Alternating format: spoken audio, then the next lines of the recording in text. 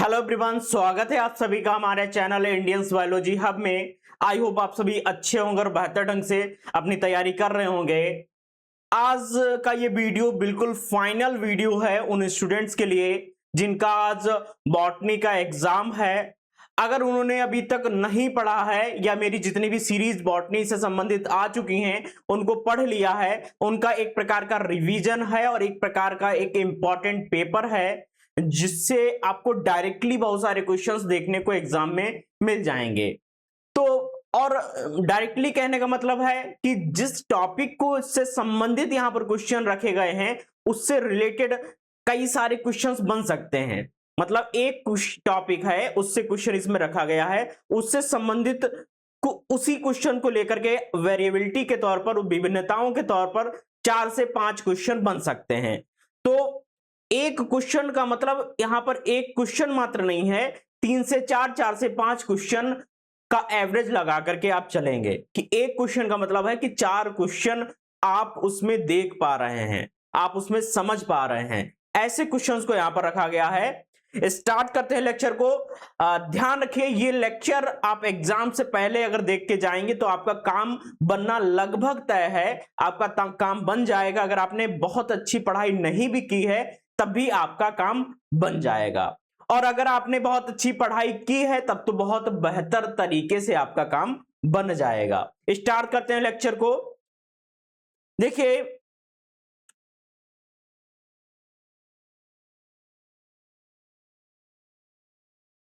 इस लेक्चर में सबसे पहला क्वेश्चन हम लोग देख लेते हैं। पहला क्वेश्चन कह रहा है कि bryophytes require water in habitat because. Bryophytes जो पौधे होते हैं जो सबसे पहले लैंड कंडीशंस में ग्रो किए थे, वो उनके लिए वाटर की रिक्वायरमेंट क्यों जरूरी है, क्यों जरूरी होती है, उसका कारण है बच्चों।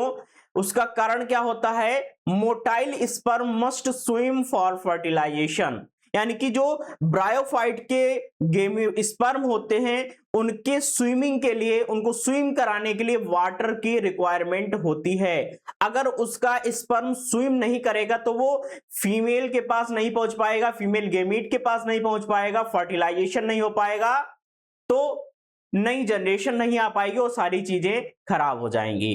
तो वाटर क्यों रिक्वायर्ड है ब्रायोफाइट के फर्टिलाइजेशन के लिए? क्योंकि स्विम हो सके, स्पर्म जो उसका है वो वाटर के थ्रू स्विम हो सके बच्चों।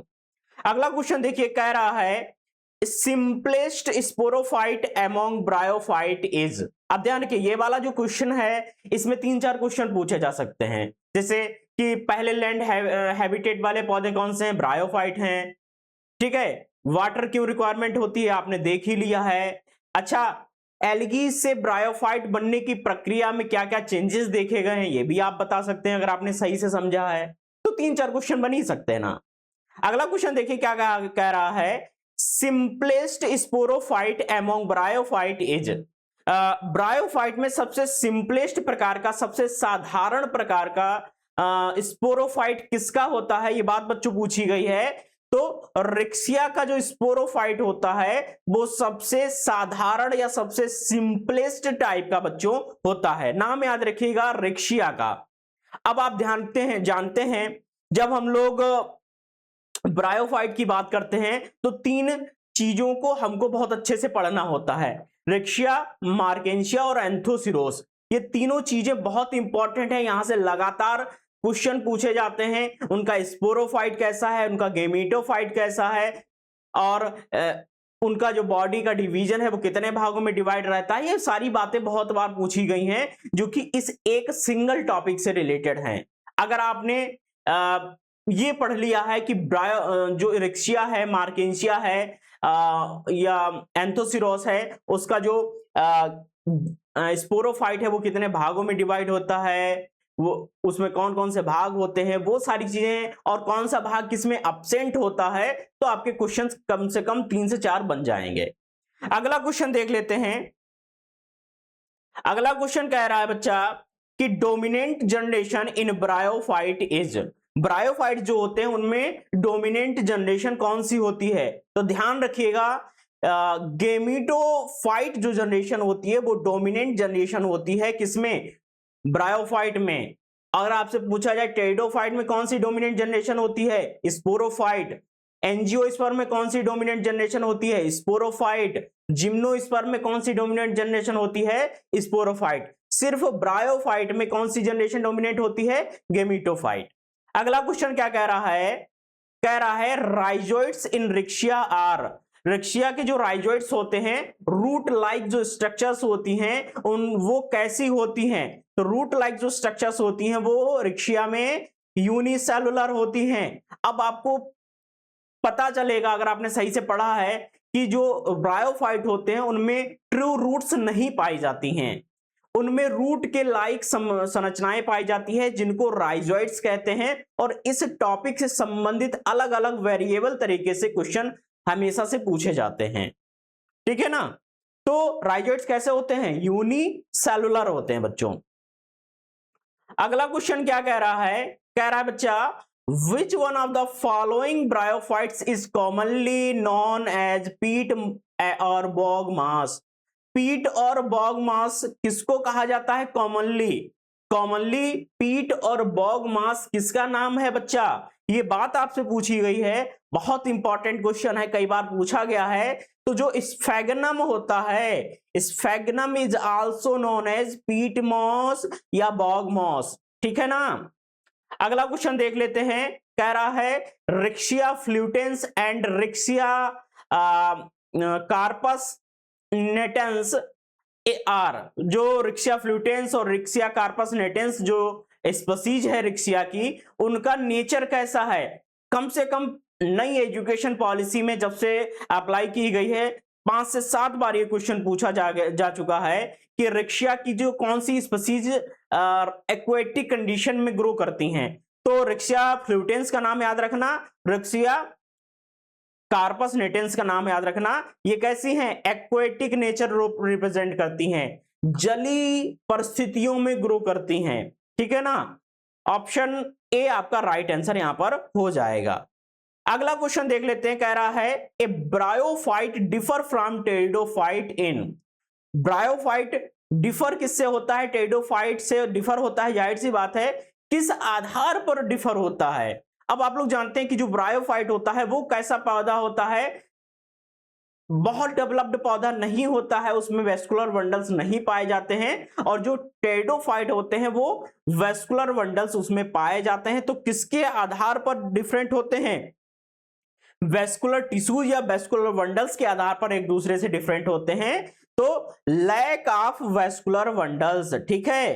तो ब्रायोफाइट में वेस्कुलर वंडल नहीं पाए जाते हैं, टेरिडोफाइट में पाए जाते हैं, ध्यान रखिएगा बच्चों।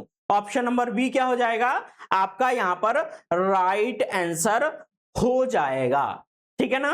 आगे बढ़ते हैं हम लोग, आगे देख लेते हैं। आगे क्या कह रहा है, which of the following is a bryophyte. ये कई सारे यहां पर एग्जांपल्स दिए गए हैं, इनमें से ब्रायोफाइट को कौन रिप्रेजेंट कर रहा है। तो ब्रायोफाइट को बेटा जो होता है वो वॉगमॉस जो होता है वो एक ब्रायोफाइट होता है, ठीक है ना, ब्रायोफाइट होता है। अगला क्वेश्चन देख लेते हैं। अगला क्वेश्चन कह रहा है बच्चा कि the development of a sporophyte directly from the gametophyte without the intermediate information and fertilization is of gametes is, कि डेवलपमेंट हो रहा है स्पोरोफाइट का डायरेक्टली किसके द्वारा, गेमीटोफाइट, और उसमें कोई इंटरमीडिएट फॉर्मेशन भी नहीं हो रहा है, ना ही जो है फर्टिलाइजेशन हो रहा है। तो हम उसको क्या कहेंगे, उस प्रोसेस को क्या कहेंगे, तो उस प्रोसेस को बेटा कहा जाता है apogamy, that is called apogamy. Option number B आपका क्या हो जाएगा, राइट आंसर हो जाएगा। अगला क्वेश्चन कह रहा है a fern differ from a moss in having, एक फर्न है जो कि डिफर है किसी मॉस से, किस आधार पर डिफरेंट होती है। फर्न और मॉस डिफर तो है ही, जाहिर सी बात है। तो फर्न डिफर है मॉस से, किस आधार पर डिफर है। यह बात बच्चों बहुत इंपॉर्टेंट है कि एन इंडिपेंडेंट स्पोरोफाइट, ठीक है, जो फर्न है उनमें क्या होता है, इंडिपेंडेंट स्पोरोफाइट होता है। अगला क्वेश्चन देख लेते हैं, कह रहा है कि circinate vernation in fern refers to, ठीक है, फर्न्स में जो कि टेरिडोफाइट होती हैं उनमें सिरसिनेट विनेशन पाया जाता है। उसका मतलब क्या है? तो सिरसिनेट विनेशन का मतलब होता है uncoiling of large leaves, uncoiling of large leaves. Option number D आपका क्या हो जाएगा? राइट आंसर बच्चों हो जाएगा। अगला क्वेश्चन कह रहा है pteridophytes are also called, pteridophyte होते हैं उनको और किस नाम से हम लोग जानते हैं? तो उनको कहा जाता है वेस्कुलर क्रिप्टोगेम्स। क्यों कहा जाता है बच्चा? भाई उनमें तो सबसे पहले वेस्कुलर वंडल्स देखे गए थे, इस कारण उनको क्या कहा गया? वेस्कुलर क्रिप्टोगेम्स कहा गया, है ना। अगला क्वेश्चन देख लेते हैं। अगला क्वेश्चन कह रहा है heterospory is the production of, heterospory का मतलब क्या होता है? हेटेरो का मतलब अलग अलग प्रकार के, स्पोरी का मतलब स्पोर्स, तो अलग अलग प्रकार के स्पोर्स बन रहे हैं उसी को हेटेरोस्पोरी कहेंगे। तो क्या सही आंसर है इसका बच्चों? तो लार्ज एंड स्मॉल स्पोर्स का फॉर्मेशन हो रहा है उसको हम लोग कह देंगे हेटेरोस्पोरी, है ना। ऑप्शन नंबर बी आपका क्या हो जाएगा? राइट आंसर हो जाएगा। अगला क्वेश्चन कह रहा है what is a fossil, fossil क्या है? अब फॉसिल का एक एग्जांपल आप लोग देख रहे हैं यहां पर, राइनिया क्या है? एक फॉसिल है, ठीक है। राइनिया से संबंधित क्वेश्चन पूछे जा सकते हैं कि राइनिया कौन से पीरियड में सबसे ज्यादा देखा गया, या राइनिया क्या है? एक फॉसिल है ना, फॉसिल तो है ही। अगला क्वेश्चन देख लेते हैं। अगला क्वेश्चन कह रहा है gymnosperm is a plant which, gymnosperm plant होते हैं उनमें क्या होता है? तो उनमें जो है सीड्स कहां होते? कोन्स के ऊपर होते हैं। प्रोड्यूसेस सीड्स इन कोन्स, ठीक है, produces seeds on in cones, cones के ऊपर सीड लगे होते हैं। अगला क्वेश्चन कह रहा है coralloid roots of cycas contain, जो साइकस में कोरेलॉइड रूट होती हैं जिसका आप लोग लैब में डिसेक्शन भी करते हैं, देखते भी हैं उसको, तो वो उनमें वो क्या कंटेन करती हैं, उनमें क्या पाया जाता है? ये बात बच्चों बहुत इंपॉर्टेंट है। तो कोरेलॉइड रूट्स में ब्लू ग्रीन एल्गी पाया जाता है, वो कंटेन करती हैं। ऑप्शन नंबर ए आपका क्या हो जाएगा? राइट आंसर हो जाएगा। अगला क्वेश्चन कह रहा है, क्या कह रहा है? Which of the following is the tallest tree, सबसे टालेस्ट ट्री कौन सा है? तो नाम याद रखिएगा, सिकोआ नाम का जो ट्री है वो टालेस्ट ट्री है, ठीक है, सिकोआ नाम याद रखिएगा, Sikoa, Sikoa is a tallest tree, है ना। सिकोआ कैसा है? टालेस्ट ट्री है बच्चों, भाई टालेस्ट ट्री है ना। अगला क्वेश्चन देख लेते हैं। कह रहा है which of the following does not require fertilization external water for fertilization, कि ऐसा कौन सा ऑप्शन इनमें से है जो अपने एक्सटर्नल फर्टिलाइजेशन के लिए वाटर की रिक्वायरमेंट नहीं होती है? ऐसा कौन सा ऑप्शन है? तो साइकस में इस प्रकार की चीजें देखी जाती हैं। ऑप्शन नंबर बी क्या है? राइट आंसर है। अगला क्वेश्चन क्या कह रहा है? Ephedra is obtained from, ephedra आप जो होता है सॉरी इफेड्रा नहीं, इफेड्रा तो इफेड्रिन है, ये एक मेडिसिन है। क्या है? इफेड्रिन एक मेडिसिन है। तो इफेड्रिन नाम की जो मेडिसिन होती है वो कहां से प्राप्त होती है? इफेड्रा से, इफेड्रा प्लांट से हमको प्राप्त होती है। और ध्यान रखिएगा इफेड्रा का यूज कहां पर किया जाता है, किन डिजीज के सुधार में किया जाता है, यह भी क्वेश्चन बना हुआ है। इफेड्रिन कहां से प्राप्त किया जाता है? इफेड्रा से प्राप्त किया जाता है। और इफेड्रिन के फंक्शन को लेकर के क्वेश्चन कई बार पूछा गया है। रेस्पिरेटरी सिस्टम और जो आपका नर्वस सिस्टम होता है उसके लिए बहुत ही इफेक्टिव तरीके से इफेड्रिन का उपयोग किया जाता है बच्चों। अगला क्वेश्चन क्या कह रहा है? In which period gymnosperm were present in the form of dominant vegetation. जैसे आज के समय में हम लोग देखते हैं कि जो एंजियोस्पर्म है वो सबसे डोमिनेंट वेजिटेशन की फॉर्म में हम लोग देखते हैं, सबसे ज्यादा पाए जाते हैं। ऐसे ही जो जिम्नोस्पर्म थे, अनावृत बीजी जो पौधे थे जिनमें नेक्ड सीड पाए जाते थे, उनका सबसे ज्यादा डोमिनेंट वेजिटेशन किस टाइम पर था? तो ध्यान रखिएगा जुरेसिक एंड क्रिटेशियस पीरियड में, जुरेसिक एंड क्रिटेशियस पीरियड में, ध्यान रखिएगा। तो ऑप्शन नंबर ए क्या हो जाएगा, राइट आंसर बच्चा है यहां पर, ऑप्शन नंबर ए क्या है, राइट आंसर है। ठीक है, अगला क्वेश्चन देख लेते हैं। अगला क्वेश्चन कह रहा है इन पाइनस पॉलिनेशन एज, पाइनस जो होता है उनमें पॉलिनेशन कैसा होता है। तो पाइनस में जो पॉलिनेशन होता है बच्चों वो एनीमोफिली होता है। एनीमो का मतलब बायोवी एरोटिक कंडीशन में होता है ना। तो ऑप्शन नंबर ए आपका क्या हो जाएगा, राइट आंसर हो जाएगा। अगला क्वेश्चन कह रहा है doctor wearable Sahni is a famous Indian, doctor wearable Sahni जो है एक इंडियन क्या है, फेमस एक पेलियो बॉटनिस्ट हैं, ठीक है, जीवाश्म शास्त्री हैं, जिन्होंने जीवाश्मों का बहुत सारा अध्ययन किया हुआ है इंडिया में, और इनको फादर ऑफ इंडियन पेलियोबॉटनी भी कहा जाता है क्योंकि इन्होंने पेलियोबॉटनी के फील्ड में बहुत सारा काम किया हुआ है। तो क्वेश्चन ये भी बन सकता है कि फादर ऑफ इंडियन पेलियोबॉटनी कौन है, डॉक्टर वीरबल साहनी साहब हैं। एक क्वेश्चन और भी इनसे संबंधित पूछा जाता है कि इनका एक रिसर्च इंस्टीट्यूट है, doctor wearable Sahni research institute, वो कहां पर सिचुएटेड है, कहां पर स्थित है। तो ध्यान रखिएगा वो लखनऊ में स्थित है। आप अगर कभी जाएंगे लखनऊ यूनिवर्सिटी के आसपास एरिया में, उनका जो इंस्टीट्यूट है वो बहुत ही अच्छा बनाया गया है, बहुत सारे रिसर्चर्स वहां पर वर्क करते हैं। तो ऑप्शन नंबर बी यहां पर क्या हो जाएगा, राइट आंसर हो जाएगा। अगला क्वेश्चन कह रहा है Jurassic period is about, Jurassic period कब से है। तो जुरेसिक पीरियड लगभग 165 मिलियन ईयर बैक में था, ठीक है। ऑप्शन नंबर बी क्या हो जाएगा, राइट आंसर हो जाएगा।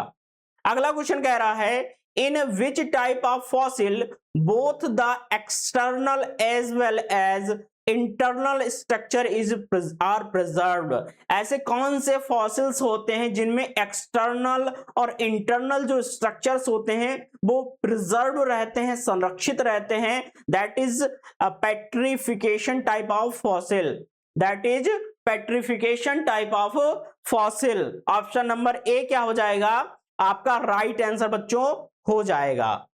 अगला क्वेश्चन कह रहा है the angiosperms are developed in, angiosperm जो होते हैं जो आजकल हम लोग देखते हैं वो कौन से हैं, एंजियोस्पर्म है ना, कौन से पीरियड में डेवलप हुए, सॉरी एरा में डेवलप हुए। तो वो सीनोजोइक एरा में, सीनोजोइक एरा में डेवलप हुए,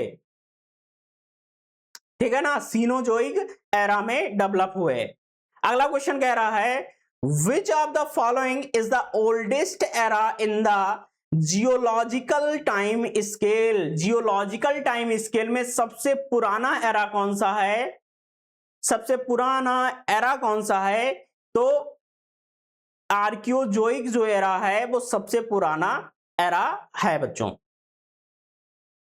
अगला क्वेश्चन देख लेते हैं। अगला क्वेश्चन क्या कह रहा है एक्वेटिक एंड स्वाम्पी हैबिट्स है या habitats suitable for aquatic plants developed during, ठीक है, एक्वेटिक या जली कह सकते हैं, स्वाम्पी का मतलब है दलदली, जो हैबिटेट में उगने वाले एक्वेटिक प्लांट्स होते हैं वो डेवलप हुए हैं, कौन से एरा में डेवलप हुए हैं, ये बात बच्चों बहुत इंपॉर्टेंट है, कौन से एरा में डेवलप हुए हैं। तो पैलियोजोइक एरा में, ऑप्शन नंबर बी क्या हो जाएगा, राइट आंसर यहां पर हो जाएगा, ठीक है।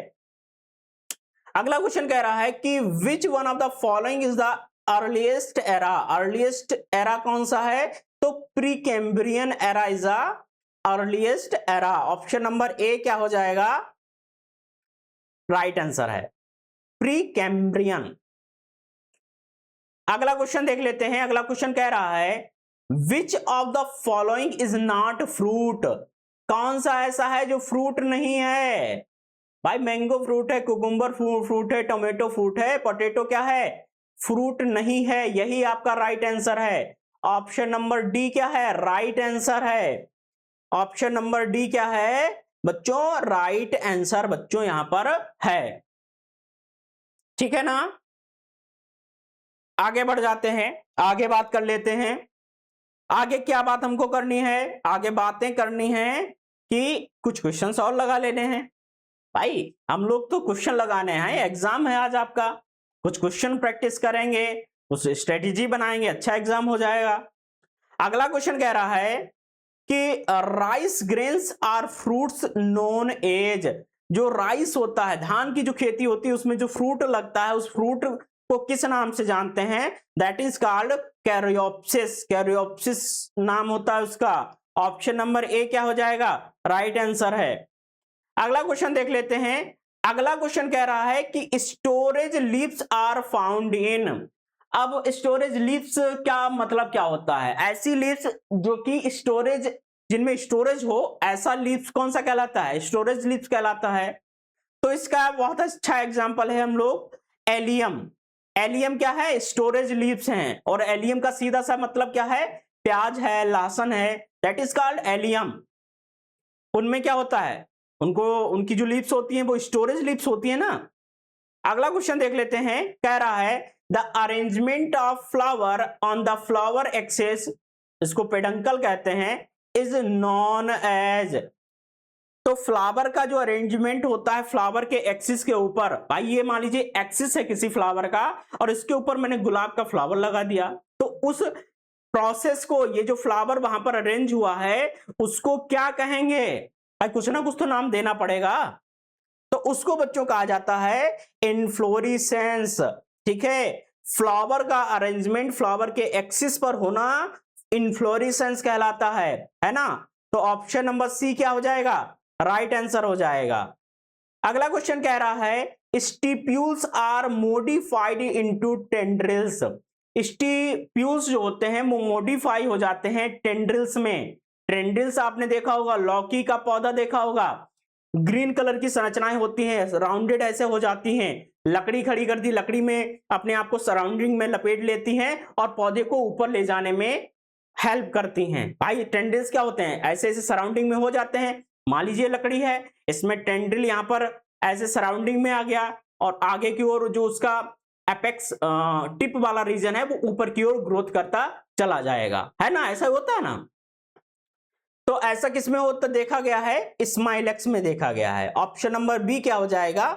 राइट आंसर हो जाएगा। अगला क्वेश्चन कह रहा है the green flattened stem of Opuntia is called. जो ग्रीन फ्लेटेंट स्टेम होता है अपंसिया का, नागफनी का, उसको हम लोग क्या कहते हैं? किस नाम से जानते हैं? तो ध्यान रखिएगा, उसको हम लोग कहते हैं फिल्लोक्लेड। फिल्लोक्लेड होता है ना, आप लोग देखते भी हैं अपंसिया नागफनी का पौधा, अगर देखेंगे तो ऐसे रीजन में अपंसिया का पौधा ज्यादा उगता है जहां पर एनुअल रेनफॉल, वार्षिक जो वर्षा होती है वो 50 सेंटीमीटर से कम होती है, वहां पर नागफनी का पौधा आसानी से आपको देखने को मिल जाता है। और आप देखते भी हैं, अगर आप राजस्थान के बहुत सारे एरियाज में जाएंगे तो आप देख पाएंगे कि वहां पर नागफनी बहुत बड़े अमाउंट में ग्रो करती है। उसके जो निडल लाइक स्ट्रक्चर्स होते हैं, कांटों के समान जो संरचनाएं होती हैं वो उसकी लीव्स होती हैं। क्योंकि वहां पर पानी कम होता है, उन पौधों को पानी बचाना भी होता है, तो वो अपने आप को मॉडिफाई कर लेती हैं, कांटों में परिवर्तित हो जाती हैं। पढ़ते ही हम लोग बहुत डिटेल में बातचीत कर ही चुके हैं। अगला क्वेश्चन देख लेते हैं। अगला क्वेश्चन कह रहा है meristem term was introduced by, कि जो मेरिस्टेम का टर्म है वो किसने दिया है? तो मेरिस्टेम का जो टर्म है बच्चों वो किसने दिया है? नगेली साहब ने दिया है। किसने दिया है? नगेली साहब ने। ऑप्शन नंबर डी क्या हो जाएगा? राइट आंसर बच्चों हो जाएगा। अगला क्वेश्चन देख लेते हैं। अगला क्वेश्चन कह रहा है on the basis of position in the plant body the meristem have been classified into. तो पोजीशन के आधार और प्लांट बॉडी के पोजीशन के आधार पर मेरिस्टेम को कितने भागों में डिवाइड किया जाता है? तो ध्यान रखिएगा, उनको जो है 3 टाइप्स में डिवाइड किया जाता है। ठीक है, कितने टाइप्स में? 3 भागों में विभाजित किया जाता है ना। 3 भागों में डिवाइड कर दिया। अगला क्वेश्चन देख लेते हैं। अगला क्वेश्चन क्या कह रहा है देखें। ठीक है, आगे बढ़ते हैं। क्या कह रहा है अगला क्वेश्चन? कह रहा है the estrogen concept was proposed by. Estrogen जो कॉन्सेप्ट है वो किसने दिया था? एस्ट्रोजन कॉन्सेप्ट किसने दिया था? तो हैंस्टीन साहब ने दिया था। किसने दिया था? हैंस्टीन साहब ने एस्ट्रोजन कॉन्सेप्ट को दिया था। अगला क्वेश्चन है which of the following is not a plant fibre? कौन सा प्लांट फाइबर नहीं है? तो क्वायर क्या है? प्लांट फाइबर है। फ्लेक्स भी प्लांट फाइबर है। सिल्क नहीं है। हेम्प भी प्लांट फाइबर है। तो ऑप्शन नंबर सी ही आपका क्या है? राइट आंसर है। क्योंकि क्या बात पूछी गई है? Not a plant fibre. कौन सा नहीं है प्लांट फाइबर? तो सिल्क नहीं है। ऑप्शन नंबर सी क्या हो जाएगा? राइट आंसर हो जाएगा। अगला क्वेश्चन देखिए क्या कह रहा है? The trunk of a tree increase in girth because of cell division activity in. तो क्यों इस प्रकार की girth क्यों बढ़ती है? तो मेरिस्टेमेटिक टिश्यू की एक्टिविटी के कारण। ठीक है, ऑप्शन नंबर सी क्या हो जाएगा? राइट आंसर हो जाएगा। अगला क्वेश्चन देख लेते हैं, बहुत ही मोस्ट इंपॉर्टेंट क्वेश्चन है बच्चों। क्या कह रहा है? Abnormal secondary growth is found in. असामान्य ग्रोथ किसमें देखी जाती है? ड्रेसिना में देखी गई है। ठीक है, ऑप्शन नंबर ए क्या हो जाएगा? राइट आंसर है बच्चा। अगला क्वेश्चन कह रहा है, क्या कह रहा है अगला क्वेश्चन?